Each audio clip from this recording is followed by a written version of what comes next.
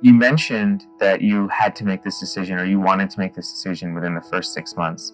Can you explain for us why that 6-month window is so important? So I remember in our first consultation, which was 3 months after my stroke, that Dr. Byrne had said, in the future, it's likely we're going to be saying you should do this within 3 months. And my impression from people in general who had had the surgery and from my medical team was that the longer you wait, the motor end plates will start to die.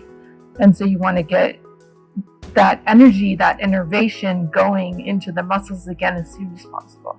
Yeah, that's exactly right. And I think the traditional teaching was you have 12 or 18 months, but just like you described, you did the surgery at 6 months, but it wasn't until 10 months or 11 months even that you started to have movement in there. And so if you wait 12 months and then you have to wait another 5 or 6 months for reinnervation, you've already hit 18 months of muscles without getting activity. So you're exactly right. And so I do agree with that mantra of, sooner is the better. But typically, like you said, unless you know the nerve is cut, which yours wasn't, 6 months is usually a good time to give it a chance to see if it'll come back. In terms of the preparedness for the surgery, it sounds like you felt prepared and you felt like educated by your team. Was there ever a moment after you did the surgery where you regretted it or you had any second thoughts?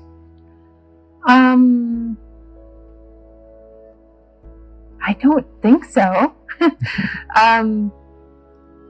In that first year, there's a lot of trying to figure out, how did this happen? Why did this happen? Could it have been prevented somehow? But yeah, I had made the decisions and there was still so much happening. And honestly, I was trying to learn about a lot of neuroscience and neurology and neuroanatomy in this time. And as I was learning more about it, I was feeling more comfortable with my decision. And also when I was getting the consultation about my eye, because I had this cranial nerve palsy, which meant my right eye was just buried in towards my nose and it was not moving. Yeah. And again, it was a hope that it'll maybe regenerate, it'll maybe start to move after a while. But then after 10 months, it had not moved at all. And so my neuro-ophthalmologist had said, it's been 10 months, it's not going to change. You should get this strabismus surgery. And so I thought, well, if it was 10 months and no improvement in this eye, then getting the facial nerve surgery was the right decision because there would not have been any improvement there either. Yeah. And the fact that my jaw is still as weak as it is now, 8 years out, means that, again, the hemorrhage was not in the trigeminal nerve nucleus. It was in the facial nerve nucleus. So that's where the epicenter of the hemorrhage was. So yeah, the longer time has passed, the more comfortable I've been with the decision I made.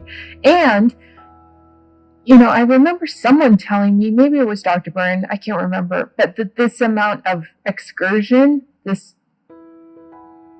a lot of movement that I have. Yeah. That is a really good thing. Yes. And so I think to myself that maybe if I had waited longer, I would have less excursion. Yeah, it's always hard to know, but I think, as a surgeon, I often wonder that about my patients, if they, regret it or not. And I don't usually ask them because I don't get this type of forum to do it, but perhaps someone as open as you. And so it's good to know. And I'm glad that you're happy with the decision you made.